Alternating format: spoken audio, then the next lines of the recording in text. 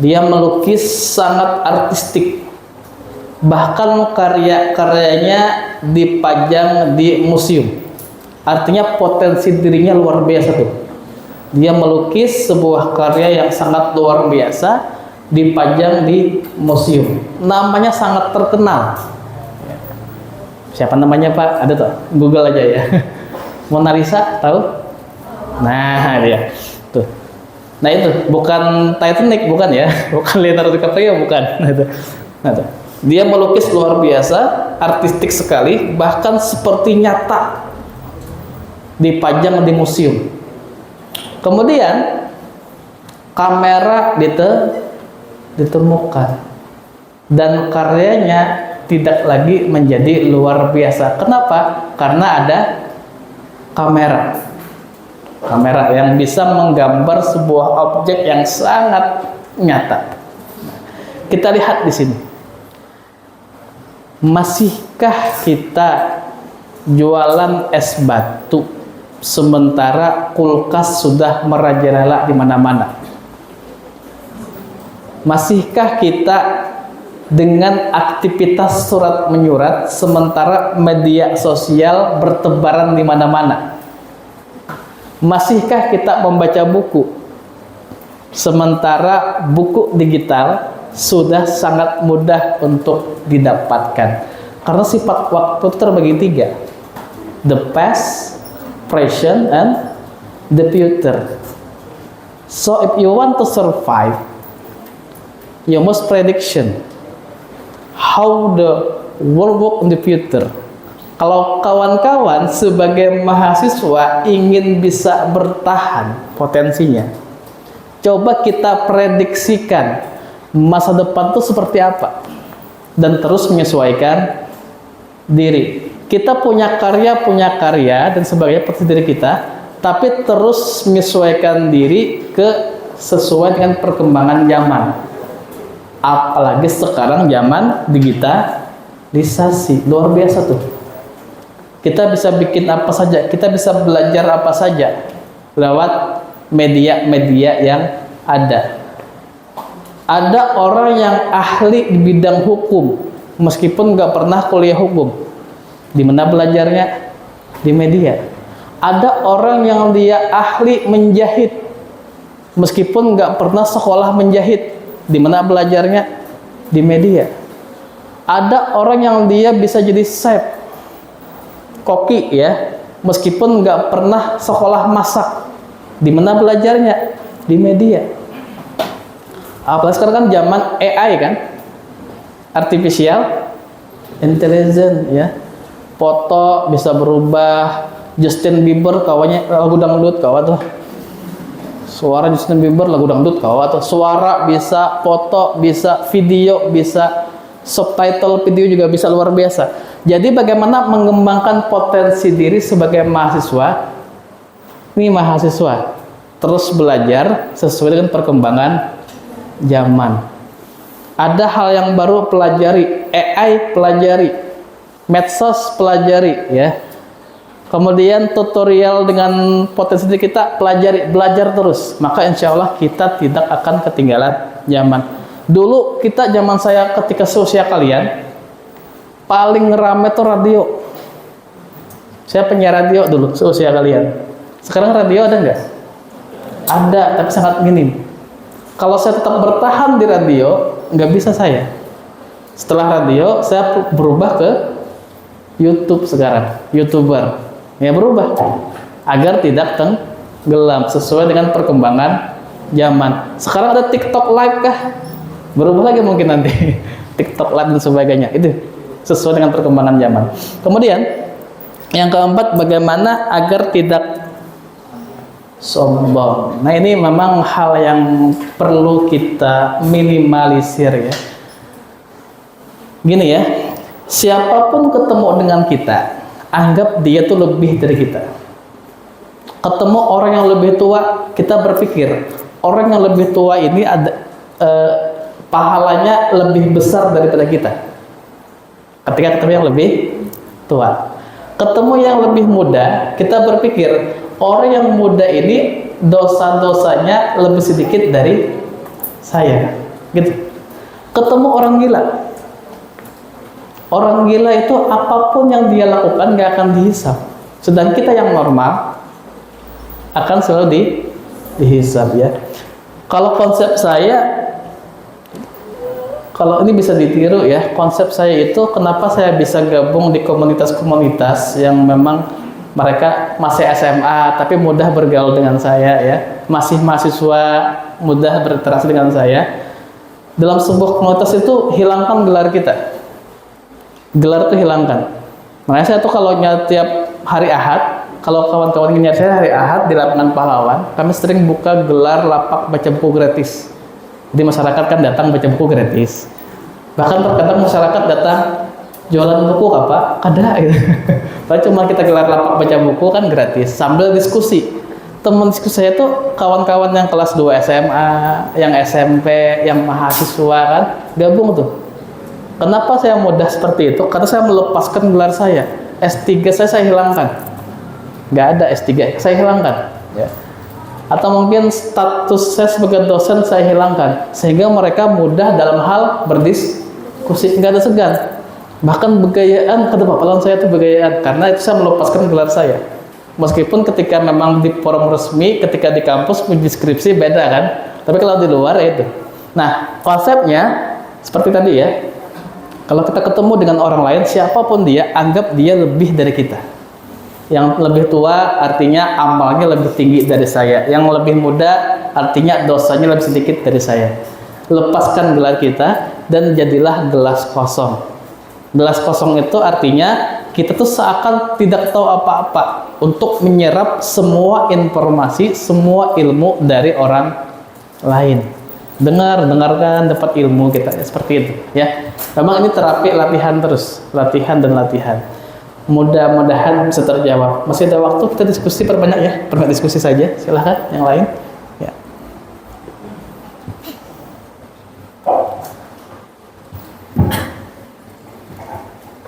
Ya, buka aja. Sampai jam berapa kita? Masih ada waktu ya. Banyaknya ada Bapak. Kita diskusi aja kita. Ya. Baik, di sini ingin membuka pertanyaan lagi, dipersilakan yang ingin bertanya untuk mengajukan tangannya. Ya.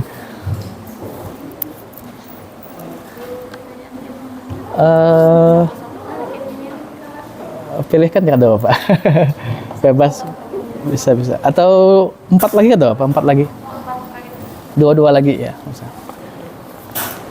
Ya, dipersilakan kepada Lady Ujung dan Bang Padi, dipersilakan untuk perempuan yang pakai kacamata dan yang pakai kacamata di depan dan juga cadar.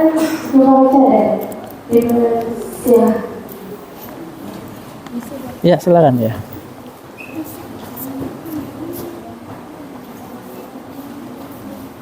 Ini door prize-nya cuma 5, makanya pilihannya lah. Cuma 5 hadiahnya, jangan tahu banyak nih. Waalaikumsalam warahmatullahi wabarakatuh. Perkenalkan, nama ulun Muhammad Iqbal Yahya, prodi HKI semester 1. Izin bertanya Bapak, bagaimana caranya meningkatkan jiwa leadership yang efektif? Sekian dari ulun, terima kasih.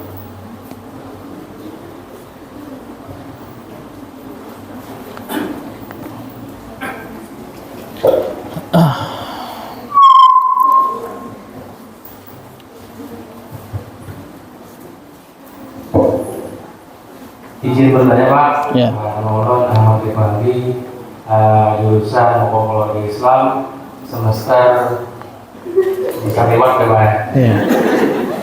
Nah di sini ulun bertanya tentang mahasiswa yang tidak ikut organisasi yang sering disebut apatis. Nah, bagaimana menurut Dian mengenai pandangan tersebut? Nah, jika mahasiswa yang tidak berorganisasi dianggap apatis, lantas bagaimana dengan mahasiswa yang ikut organisasi dan jadi pengurus tapi tidak aktif? Coba, bagaimana menurut kalian?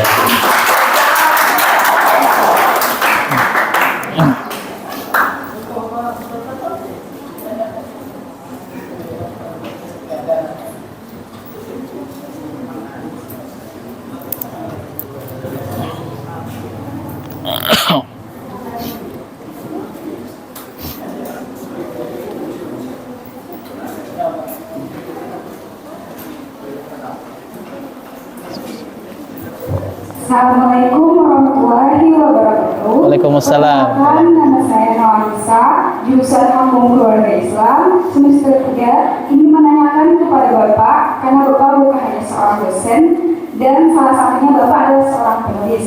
Bagaimana cara kita yang sebagai penulis pemula agar terus termotivasi untuk menulis dengan memiliki banyak kegiatan seperti bekerja atau berorganisasi dan tidak didukung oleh orang tua? Apakah kita harus meninggalkan kegiatan penulis tersebut? Hanya itu saja yang ingin saya tanyakan. Terima kasih. Wassalamualaikum warahmatullahi wabarakatuh. Waalaikumsalam warahmatullahi wabarakatuh.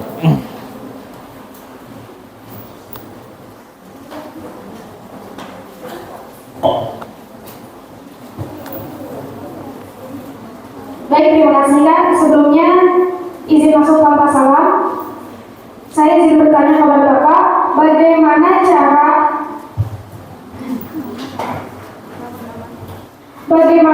mengetahui potensi kita, mana organisasi yang cocok bagi kita untuk mengantisipasi berhenti di tengah jalan. Sehingga apabila kita mengetahui potensi kita, kita benar-benar terjun di dalam organisasi tersebut. Baik, demikian pertanyaan dari saya. Mohon maaf sebelumnya, perkenalkan nama saya Nida Soleha dari Prodi PAI semester 3. Terima kasih.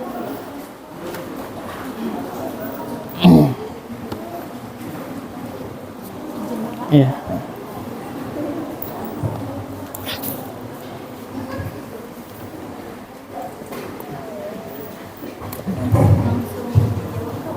Bisa dibacakan dulu, baru kita jawab ya. Baiklah, dipersilakan kepada notulen untuk membacakan ulang pertanyaan yang sudah ditanyakan. Baik, langsung saja saya izin membaca ulang pertanyaan dari teman-teman. Pertanyaan yang pertama tadi dari Muhammad Ibnu Yahya. Pertanyaannya, bagaimana meningkatkan Muhammad Iqbal. Pertanyaan pertama dari Muhammad Iqbal Yahya. Pertanyaannya, bagaimana meningkatkan siswa leadership yang efektif? Lanjut, pertanyaan kedua dari Kak Ahmad Rifaldi. Mahasiswa yang tidak berorganisasi, lantas bagaimana mahasiswa sebagai pengurus tapi tidak aktif? Lanjut, pertanyaan ketiga dari saudari Khairunisa. Pertanyaannya, bagaimana cara kita sebagai penulis pemula agar kita bisa menjadi penulis tapi tidak didukung oleh keluarga?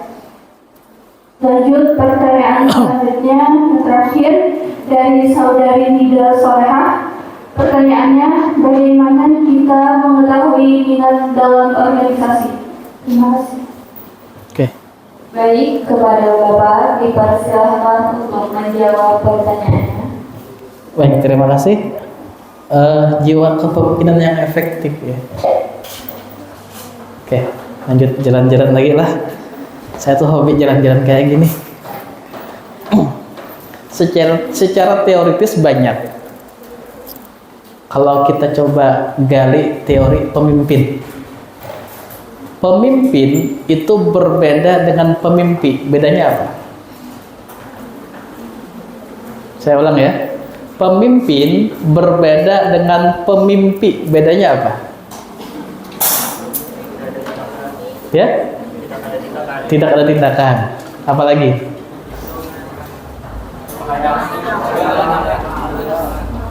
Banyak ya kawan-kawan.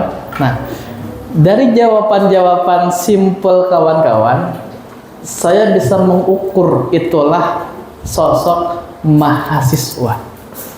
Karena dia menggunakan akal dan logikanya untuk menarasi sebuah jawaban. Kalau pemimpi mungkin guring dulu, kalau pemimpin punya seperti ini, perangkai jawaban di kepala dia narasikan. Kalau itu jawaban anak SD simple, huruf N, ya kan?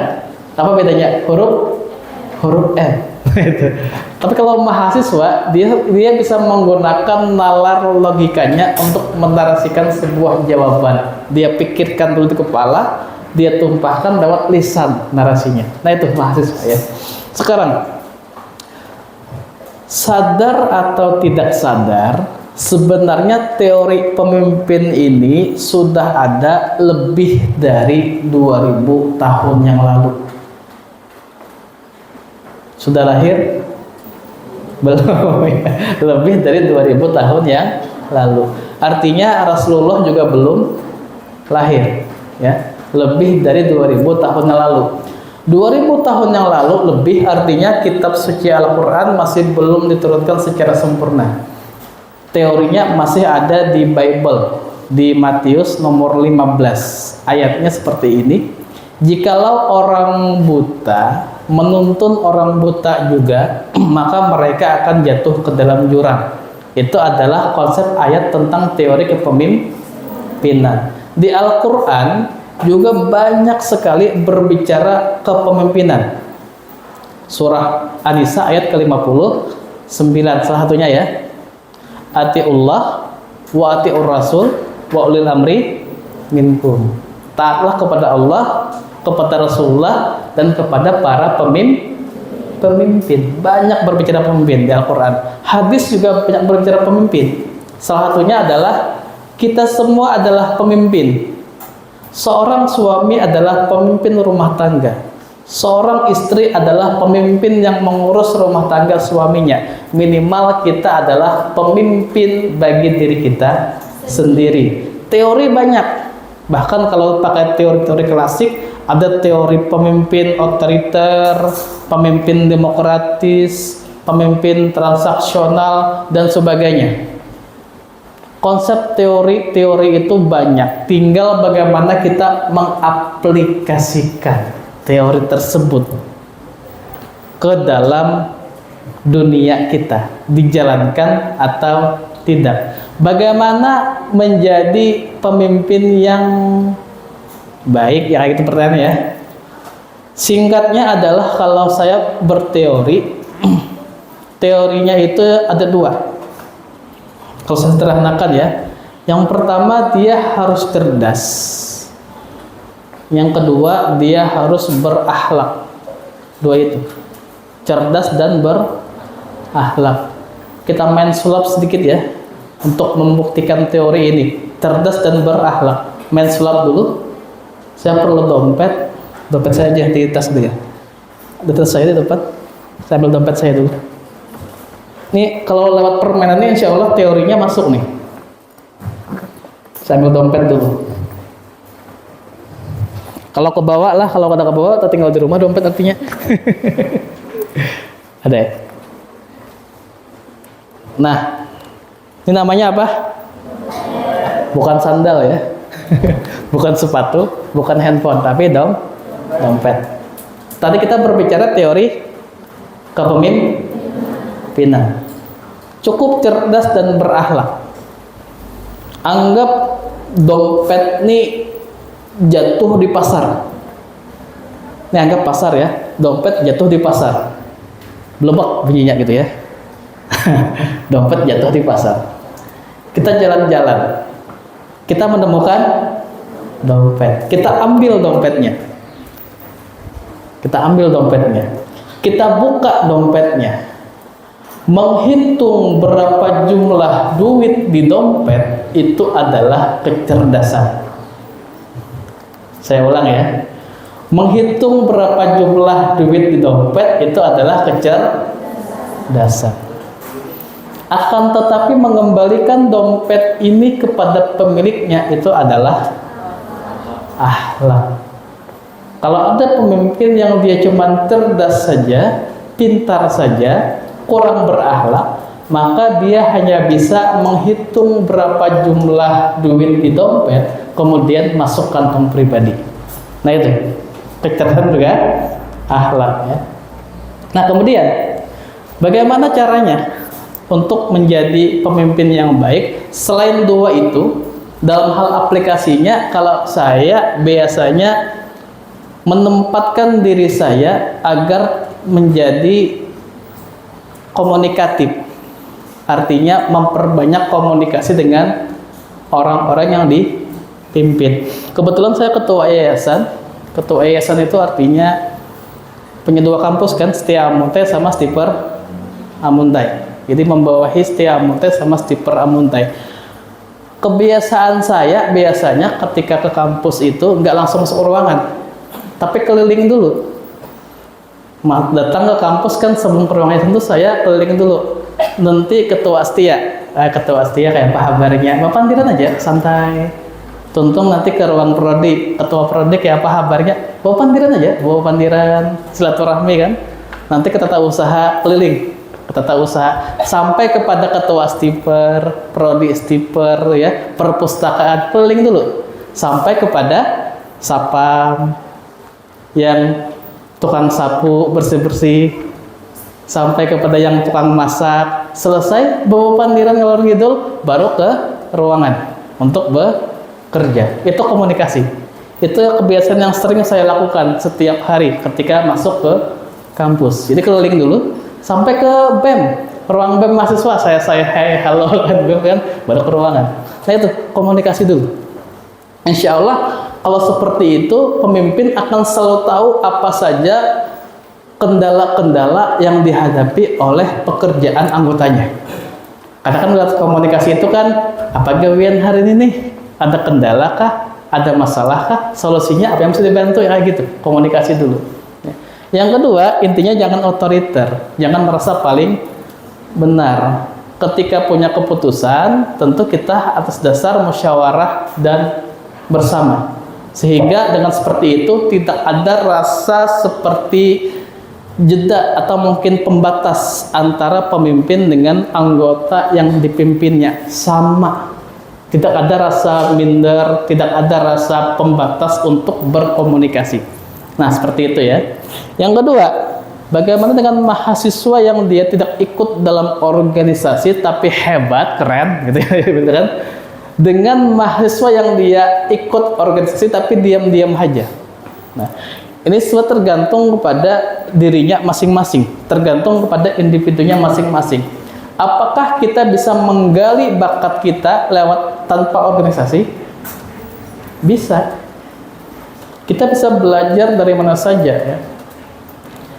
Perkaranya adalah apakah dia mengelola waktunya untuk penaikan dirinya setiap hari, atau lebih condong kepada kaum rebahan tadi ya. Ada orang yang dia tidak ikut organisasi tapi luar biasa karena dia terus belajar. Mungkin dia punya target dalam sehari minimal baca 10 halaman buku, dan sehingga informasinya dapat random aja.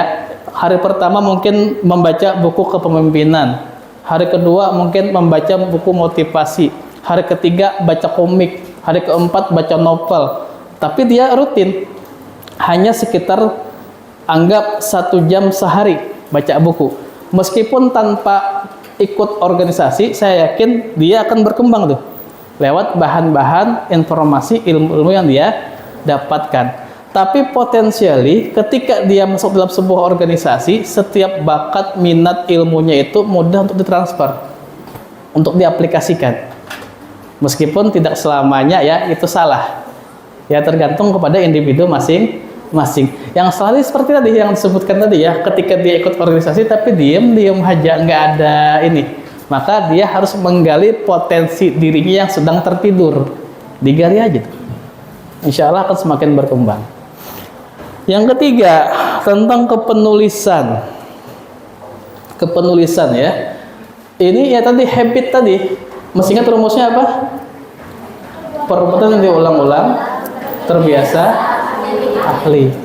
Apakah saya ahli nulis? Enggak, tapi saya terus rutin ya, diulang-ulang terus. Makanya saya tuh awal-awal itu ketika SMA kelas 3, novel pertama saya tuh terbit. Saya punya kebiasaan 1 jam menulis, 23 jam untuk hal yang lain. Yang sudah menjadi kebiasaan yang sampai sekarang ya, sulit untuk dihilangkan tuh. Pasti dalam sehari tuh ada nulis tuh.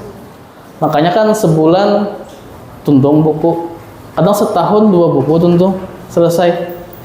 Bahkan saya sedang nulis 3 buku ya. Yang pertama novel, yang kedua judulnya Skripsi Semudah Senyum. Nah, tentang tips-tips skripsi itu. Yang ketiga tentang amalan-amalan ringan tapi fadilahnya luar biasa. 3 buku nih. Novel sudah 64 halaman, skripsi sudah sekitar 27 halaman, yang amalan-amalan ringan tuh sudah 3 bab. Jadi kayak random tuh nulis. Kenapa muncul? Itu kebiasaan, habit. Jadi saya rasa bagaimana caranya? Caranya tuh ya kita biasakan 1 jam menulis, 23 jam untuk hal yang lain. Soal penerbitan nanti ada caranya ya. Apakah nanti mau menerbitkan buku sendiri atau mungkin mengirimkan naskahnya ke penerbit mayor. Yang keempat, tadi pertanyaannya tentang bagaimana menggali potensi diri untuk memilih organisasi yang tepat gitu ya. Betul ya? Memang setiap organisasi ada ciri-cirinya. Ciri khasnya apa? Ada mungkin organisasi mahasiswa yang bergerak di bidang prodinya. Himpunan apa namanya? Nah, himpunan mahasiswa ya. Ada mungkin organisasi yang bergerak dalam hal kesehatan mental. Ya. Ada mungkin organisasi yang bergerak di bidang wirausaha atau bisnis. Ada organisasi yang bergerak di bidang teater mungkin. Atau mungkin diskusi, atau mungkin film dan sebagainya. Macam-macam kan organisasi ini kan, ormawa kan macam-macam. Nah, jadi mengenal potensi kita itu adalah tentu kita harus tahu dulu program kerja apa saja yang akan kita ikuti ini. Apakah sesuai dengan minat kita atau tidak? Misalkan teman-teman yang pernah mentalnya down, mungkin entah itu karena patah hati kah, atau mungkin karena depresi kah, maka lewat penggalian diri ini biar dia bangkit, ternyata ada wadah. Wadahnya apa? Organisasi yang berhubungan dengan kesehatan mental misalkan. Ada nggak di Stayerhan? Ada. Namanya apa? Ya? Nah, itu ada kan tuh. Saya lihat rata-rata ya di kampus saya itu yang masuk itu adalah memang rata-rata yang pernah itu, sehingga mereka tertarik untuk membangkitkan dirinya. Setidaknya mereka adalah korban yang berusaha berbagi kepada orang lain bagaimana cara menghadapinya. Atau mungkin teman-teman yang fokus kepada dunia editor video atau mungkin content creator, ada nggak di sini formawanya? Nah, itu contoh. Apa hobinya tiap hari merekam video, memfoto, bikin edit. Oh, ternyata ada wadahnya, potensi kita di situ. Program kerja seperti ini masuk aja untuk menggali bakat. Karena lewat organisasi itu kita akan menemukan teman-teman sehobi, teman-teman yang sesuai dengan minat kita. Makin banyak, makin diskusi, makin berkembang minat kita. Nah, seperti itu ya. Jadi tentunya insya Allah di kampus ini apapun nama organisasinya itu akan membawa kebaikan. Ya. Oke, masih ada waktu? Gimana? Oke. Masih ada ya? Bisa dibuka lagi? Bisa ya? Kesimpulan. Kesimpulannya moderatornya yang menyimpulkan ya, bisa ya. Oke. Mohon maaf, saya tuh baru sadar ternyata pesertanya 100 lebih ya. Saya cuma bawa 5 buku nih sebagai hadiah. Nanti tolong pilihkan panitia ya siapa yang dapat bukunya gitu. Jangan tahu 10 bawa buku tadi sebagai hadiah, cuma 5 nih. Oke, itu mungkin dari saya, semoga bermanfaat. Kalau mau nyambung silaturahmi atau mungkin yang ingin ditanyakan gak sempat, bisa WhatsApp saya ya, bisa mundur di biodata. Silakan ada yang ingin bertanya tapi nggak sempat, kita diskusi aja lewat WhatsApp saya. Nah itu di situ ya bisa. Tapi sebutkan nama dulu supaya saya tahu siapa gitu kan gitu. Insya Allah saya jawab dari chat yang paling duluan ya. Gitu. Nanti kita jawab semuanya insya Allah. Semoga bermanfaat. Akhir kata, assalamualaikum warahmatullahi wabarakatuh.